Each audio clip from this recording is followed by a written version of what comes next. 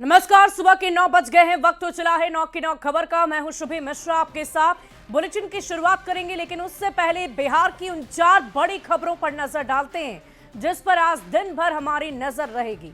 पहली खबर विधानसभा चुनाव से जुड़ी हुई है। आगे बढ़ाने के लिए कैसे चुनाव प्रक्रिया को आगे बढ़ाया जाए, निर्वाचन आयोग की 9 सदस्यीय टीम आज बिहार पहुंच चुकी है। चुनाव आयोग की टीम सभी प्रमंडल के आयुक्तों और डीएम के साथ आज बैठक करेगी। ये आज सबसे पहली और बड़ी खबर आपको बता रहे हैं। दूसरी बड़ी खबर सियासी गलियारे से सामने आई है, जहां कांग्रेस के राष्ट्रीय अध्यक्ष मल्लिकार्जुन खड़गे के एक बयान से बिहार में सियासी तापमान चढ़ गया है।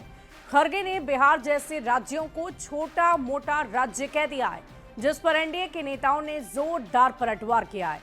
मुख्यमंत्री नीतीश कुमार आज वैशाली जा रहे हैं। तीसरी बड़ी खबर यह है, वे वैशाली विधानसभा सीट से विधायक सिद्धार्थ पटेल के श्राद्ध कर्म में शामिल होंगे। वहीं पटना में आज आरजेडी का छात्र युवा संसद आयोजित होगा, जिसमें तेजस्वी यादव भी शामिल होंगे। तेजस्वी आज 10,000 युवाओं को कलम बांटेंगे। तो ये 4 ऐसी बड़ी खबर है जिस पर आज दिन भर हमारी नजर बनी रहेगी। और देखिए, बिहार चुनाव से पहले कांग्रेस अध्यक्ष मल्लिकार्जुन खड़गे के एक बयान पर सियासी बवाल मच गया है। इमरजेंसी पर प्रेस कॉन्फ्रेंस के दौरान खड़गे ने बिहार के लिए छोटे मोटे राज्य जैसे शब्द का इस्तेमाल किया। उन्होंने कह दिया कि कांग्रेस ने पहलगाम हमले के बाद संसद में स्पेशल सत्र की मांग की थी, लेकिन मोदी सरकार ने चुनाव को प्राथमिकता देते हुए बिहार जैसे छोटे मोटे राज्य में प्रचार करना ज्यादा जरूरी समझा। पहलगाम में हम स्पेशल सेशन के लिए मांग की, लेकिन उन्होंने कभी भी उसको मान्यता नहीं दी। हमने ये भी कहा कि ऑल पार्टी मीटिंग बुलाई है और आप भी आइए, वो भी उन्होंने नहीं किया। मीटिंग तुम कर लो, मैं बिहार में उधर छोटे मोटे राष्ट्र में जाकर उनकी तकलीफात सुनूंगा, कहकर आपने इलेक्शन प्रचार शुरू किए बिहार में। और इधर कांग्रेस के राष्ट्रीय अध्यक्ष मल्लिकार्जुन खड़गे के बयान पर बिहार में सियासी तापमान चढ़ गया है। डिप्टी सीएम सम्राट चौधरी ने जोरदार पलटवार किया और सोशल मीडिया एक्स पर पोस्ट किया है, जिसमें उन्होंने बिहार को छोटा मोटा राज्य बताने को खड़गे और कांग्रेस का अहंकार बताया है। और इतना ही नहीं, खड़गे का बयान चाणक्य, कर्पूरी ठाकुर और जेपी की धरती का भी अपमान है। बिहार छोटा नहीं है, आपकी सोच छोटी है, ऐसा लिखा है डिप्टी सीएम सम्राट चौधरी ने।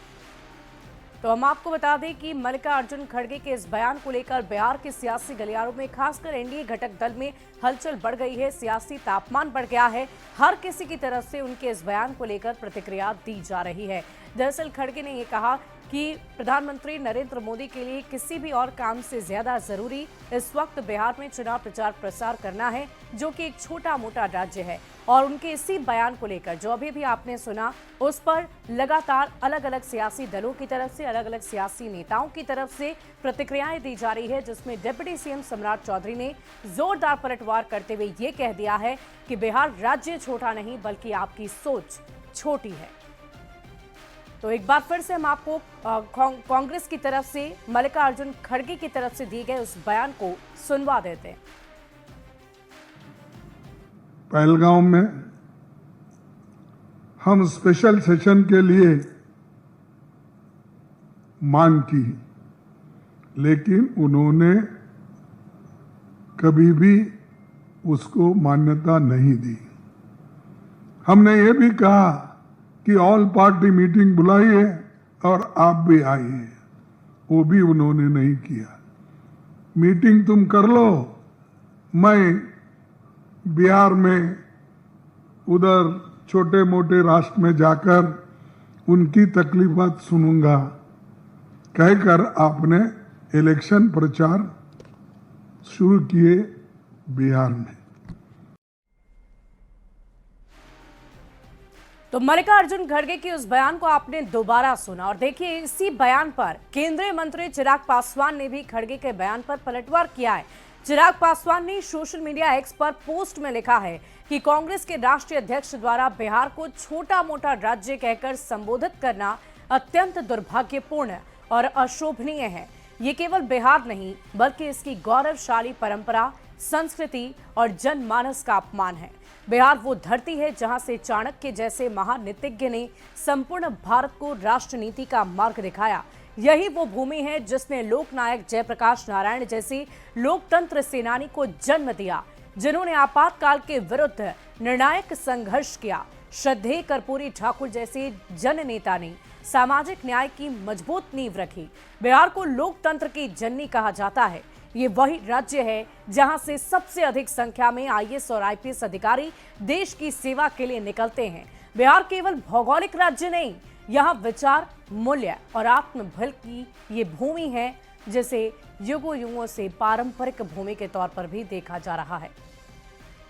इसके अलावा उन्होंने ये भी लिखा है कि श्रीमान बिहार राज्य छोटा नहीं बल्कि कांग्रेस की मानसिकता छोटी है। यही बात उन्होंने भी लिख दिया है। अभी अभी आपने देखा कि कैसे डिप्टी सीएम सम्राट चौधरी ने भी इस बात का जिक्र किया कि हमारा राज्य छोटा नहीं बल्कि आपकी सोच छोटी है। और इसी बीच एक बड़ी खबर का रुख करेंगे। विधानसभा चुनाव को देखते हुए भारत निर्वाचन आयोग की 9 सदस्यीय टीम पटना पहुंच चुकी है। ये टीम 3 दिनों तक बिहार में रहेगी और इस दौरान टीम के सभी सदस्य पटना में समीक्षा बैठक भी करेंगे। इस बैठक में मुख्य निर्वाचन पदाधिकारी के साथ सभी प्रमंडल के आयुक्त और डीएम मौके पर मौजूद रहेंगे। समीक्षा बैठक के बाद टीम के सदस्य कल यानी कि शुक्रवार को 4 भागों में बंटकर सभी प्रमंडल के आयुक्त एयर जिला अधिकारी की उपस्थिति में सभी जिलों के ईआरओ और एआरओ के साथ प्रशिक्षण बैठक करेंगे। इस पूरी खबर को लेकर और अधिक जानकारी दे रहे हैं न्यूज 18 संवाददाता अमित कुमार। बिहार विधानसभा चुनाव को देखते हुए भारत निर्वाचन आयोग की टीम जो है वो बिहार पहुंच चुकी है। 9 सदस्यीय टीम जो है वो बिहार आई है और आज पटना में एक बड़ी बैठक जो है वो करने वाली है। यह 9 सदस्यीय टीम बताते चले कि सभी प्रमंडल के जो आयुक्त हैं और जिलाधिकारियों के साथ जो है समीक्षा बैठक ये 9 सदस्यीय टीम करेगी। और इसके बाद टीम के सदस्य जो हैं वो कल यानी कि शुक्रवार को 4 भागों में बंटकर सभी प्रमंडलों और आयुक्त जिलाधिकारी की उपस्थिति में सभी जिलों के ईआरओ और ईएआरओ के साथ प्रशिक्षण बैठक करेगी। बिहार निर्वाचन आयोग के जो सीईओ हैं उनके साथ भी ये बैठक होगी। बैठक में वो मौजूद रहेंगे। शुक्रवार को आयोग की टीम जो है एक टीम मुंगेर, भागलपुर प्रमंडल के साथ बेगूसराय, तो दूसरी टीम तिरहुत और सारण जिला के मोतिहारी में प्रशिक्षण कार्यक्रम जो है वो भी करेगी। तीसरी टीम जो है पूर्णिया, कोसी और दरभंगा प्रमंडल के साथ पूर्णिया में बैठक करेगी। और चौथी टीम जो है वो पटना और मगध प्रमंडल के साथ पटना में प्रशिक्षण कार्यक्रम जो है वो करेगी। कहा यह भी जा रहा है कि अक्टूबर फर्स्ट वीक में जो है वो अधिसूचना आ जाएगी। नवंबर में चुनाव जो है वो किए जाएंगे और उसके बाद नवंबर में ही सरकार जो है वो नई सरकार जो होगी या जो वर्तमान सरकार है वो वापस से ओथ लेती हुई नजर आएगी। तो कह सकते हैं कि बिहार वासियों के लिए जो है ये साल जो है पूरे तौर पे काफ़ी अहम माना जा रहा है। राजनीतिक दलों के लिए भी ये साल जो है वो कांटे की जो कह सकते हैं कि टक्कर जो है वो देखने को मिलेगी। सत्ता पक्ष और विपक्ष जो है वो लगातार चुनाव में अपनी जीत को लेकर के दावेदारी कर रहे हैं। हालांकि जनता किसके सर जो है वो सेहरा बांधती है जीत का, ये देखना बेहद अहम होगा। कैमरा पर्सन अजय दुबे के साथ अमित कुमार, न्यूज 18 पटना। और देखिए, बिहार में चुनाव को लेकर बड़ी हलचल के बीच इंडिया गठबंधन में सीटों को लेकर खींचतान बढ़ने लगी है और इसी कड़ी में अब भाकपा ने 2 दर्जन से ज्यादा यानी 24 से ज्यादा सीटों पर दावेदारी ठोक दी है। पार्टी के राष्ट्रीय महासचिव डी राजा ने गठबंधन में कोऑर्डिनेशन कमेटी के संयोजक तेजस्वी यादव से मुलाकात में ये मांग रखी है। जाहिर है डी राजा की इस मांग से सीटों को लेकर उलझन बढ़ सकती है। भाकपा की ओर से जिन सीटों पर दावेदारी की गई उनमें बेगूसराय की तेघड़ा, बखरी, बछवाड़ा, मधुबनी की हरलाखी, झंझारपुर और पूर्णिया की रुपौली के साथ ही पटना का फुलवारी शरीफ सीट भी शामिल है। कई अन्य जिलों की डुमराव, गोह, बांका, बेलदौर, चनपटिया, मोतिहारी, जाले, वारिसनगर, सिकंदरा, खजौली और करगहर सीट भी शामिल बताई जा रही है। तो भाकपा ने ये बड़ी मांग रख दी है। जाहिर है इससे सीटों की उलझनें बढ़ेगी। हालांकि इस वक्त सीटों को लेकर किसी भी तरह की कोई चर्चा किसी भी घटक दल की तरफ से नहीं की गई है। बस ये बताया जा रहा है कि हम समन्वय के साथ साथ मिलकर इस बार की चुनावी रणभूमि में उतरेंगे। हालांकि किसे कितनी सीट दी जाएगी इस पर संशय लगातार बरकरार है।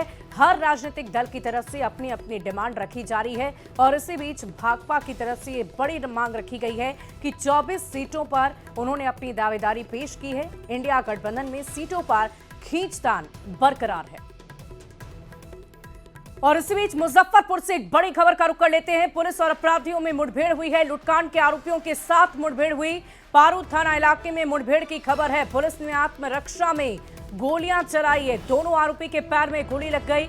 दोनों पर 20 से ज्यादा लूट के मामले दर्ज हैं। पुलिस ने हथियार भी जब्त कर लिया है। इस वक्त की बड़ी खबर मुजफ्फरपुर से आपको बता रहे हैं। पुलिस और अपराधी में मुठभेड़ की खबर। लूटकांड के आरोपियों के साथ ये मुठभेड़ हुई है। पारू थाना इलाके में मुठभेड़ की खबर है। पुलिस ने आत्मरक्षा में गोली चलाई। दोनों आरोपियों के पैर में फिलहाल गोली की खबर है। दोनों पर 20 से ज्यादा लूट के मामले दर्ज हैं। पुलिस ने उनके हथियार भी जब्त कर लिए हैं। ये बड़ी खबर आपको मुजफ्फरपुर से बता रहे हैं। ऑपरेशन लंगड़ा की एक और खबर सामने आई है। पुलिस और अपराधियों में मुठभेड़ हुई है। आपको बता दें कि उत्तर प्रदेश सरकार के तहत बिहार पुलिस को भी उसी तर्ज पर बिहार राज्य ने ये अनुमति दी है कि आप अपने बचाव में किसी भी तरीके से ऑपरेशन लंगड़ा चला सकते हैं। और इसी बीच ये बड़ी खबर सामने आ रही है मुजफ्फरपुर से। और इस पूरी खबर की अधिक जानकारी के साथ न्यूज़ 18 संवाददाता मुजफ्फरपुर से प्रियांक सौरभ हमारे साथ फोन लाइन पर है।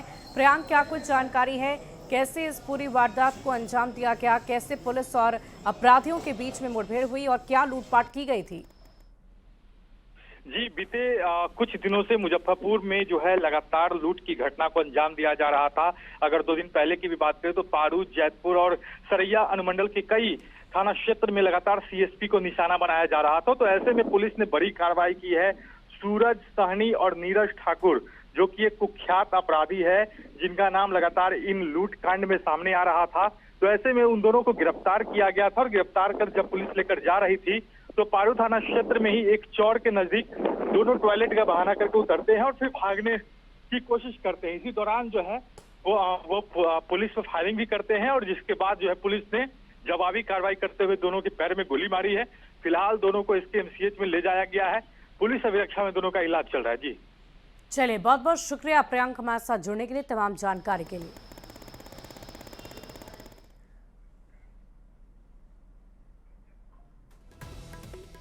तो मुजफ्फरपुर से बड़ी खबर आपको बता रहे थे। दोनों पर 20 से ज्यादा लूट के केस दर्ज हैं, जिन पर पुलिस ने अपने बचाव में पैर पर गोली चलाई है। फिलहाल इस पूरे मामले में जांच पड़ताल की जा रही है। पुलिस और अपराधियों में मुठभेड़ की खबर मुजफ्फरपुर से आपको बता रहे थे। उनके द्वारा दोनों के द्वारा फायरिंग पुलिस ने की। पुलिस ने भी जवाबी फायरिंग की जिसमें उन दोनों के पैर में गोली लगी है। अभी उनका इलाज चल रहा है और दोनों अभी स्टेबल हैं।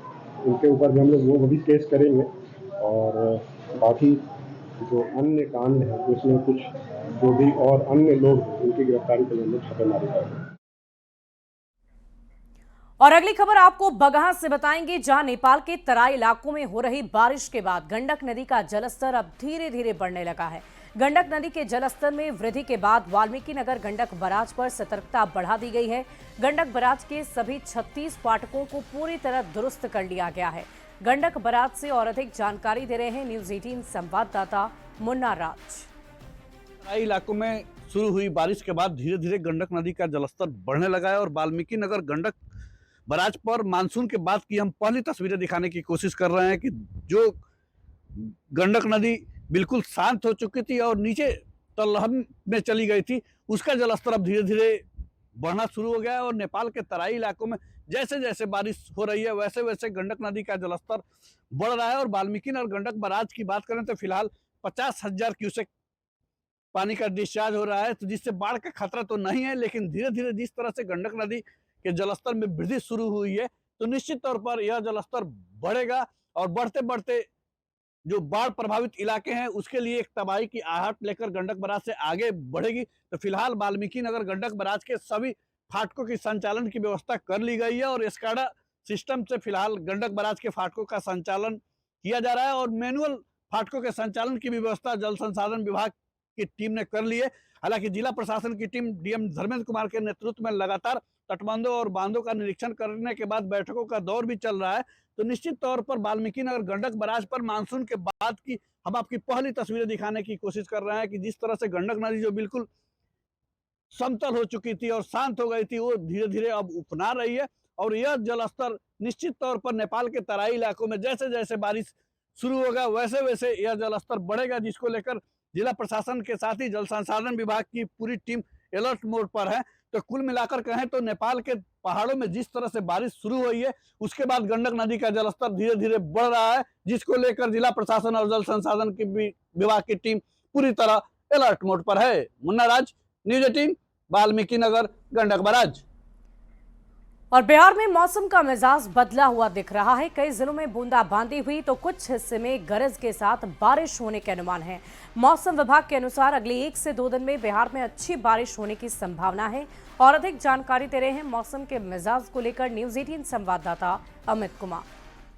बिहार में पिछले कुछ दिनों से मौसम की मिजाज में बदलाव नजर आ रहा है। बात अगर हम तापमान की करें तो तापमान में 3 से 4 डिग्री की गिरावट दिख रही है।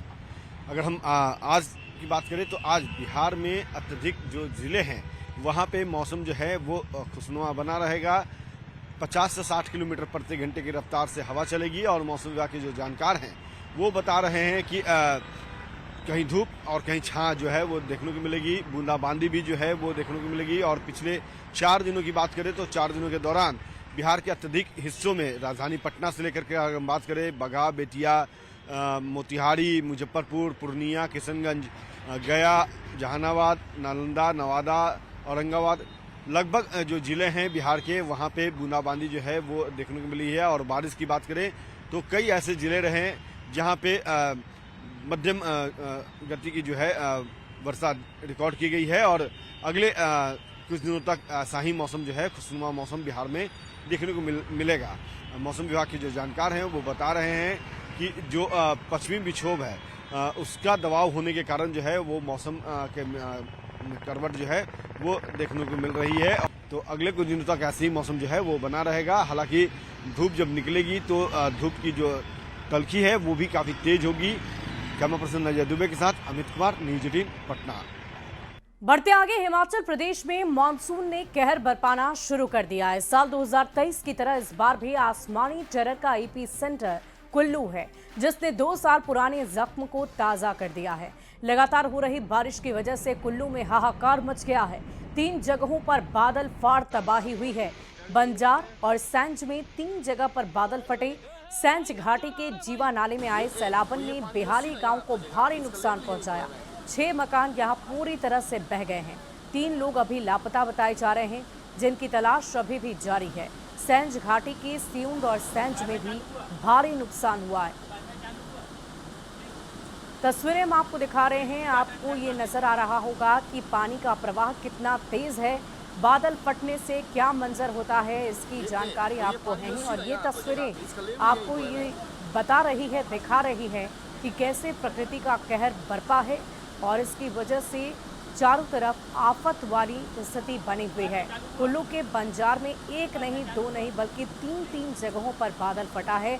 और बादल फटने से त्रासदी की ये तस्वीरें हम आपको आपकी टीवी स्क्रीन पर दिखा रहे हैं। बता दें आपको कि 3 लोग लापता भी हैं, जिनकी तलाश की जा रही है। आप सोच सकते हैं कि इस प्रवाह में अगर कोई बह जाए तो उसे खोज पाना कितना मुश्किल है। बादल फटने से बंजार में भारी तबाही की ये तस्वीरें इस वक्त आपको कुल्लू से दिखा रहे हैं। और अब बात जम्मू कश्मीर की करेंगे। यहां भी बारिश की वजह से चारों तरफ तबाही का मंजर है। भारी बारिश के बाद नदी नाले उफान पर आ गए हैं। कई इलाकों में नुकसान हुआ है। वहीं आज भी कई जगहों पर बारिश का अलर्ट जारी किया गया। जम्मू में भारी बारिश की चेतावनी दी गई है। और कल भी जम्मू से डराने वाली तस्वीरें सामने आई थी। तवी नदी में आए सैलाब में एक शख्स फंस गया। हालांकि कड़ी मशक्कत के बाद युवक का सफल रेस्क्यू कर लिया गया, लेकिन ये तस्वीरें डराने वाली है। और ऐसे में लोगों से अपील है कि मानसून के दिन में नदी नालों के पास जाने से आप बचें, क्योंकि इस तरह की घटना शायद आपके साथ भी हो सकती है। अगर आप कहीं नदी नाले में, झरने में कहीं आप घूमने जा रहे हैं तो इन जगहों पर मानसून में जाने से बचें। ये तस्वीरें हम आपको दिखाते हैं कैसे रेस्क्यू किया गया है। रेस्क्यू की ये तस्वीरें आप देख पा रहे हैं। बहुत मुश्किल से इस युवक को वहां से निकाला गया। कैसे उसे एसडीआरएफ एनडीआरएफ की टीम ने उस नदी नाले के प्रकोप से बचा लिया है, बहने से बचा लिया है, ये तस्वीरें आपकी टीवी स्क्रीन पर है। जम्मू कश्मीर की ये तस्वीरें हम आपको दिखा रहे हैं, जहां मूसलाधार बारिश की वजह से हाहाकार मचा हुआ है। आपको बता दें कि इस वक्त पूरे देश में मौसम का मिजाज बदला हुआ है। जगह जगह भारी बारिश हो रही है, जिसकी वजह से नदी नाले झरनों में उफान आ गया है। और फिलहाल इस बुलेटिन में अभी के लिए बस इतना ही। आप बने रहे न्यूज़ 18 बिहार झारखंड के साथ।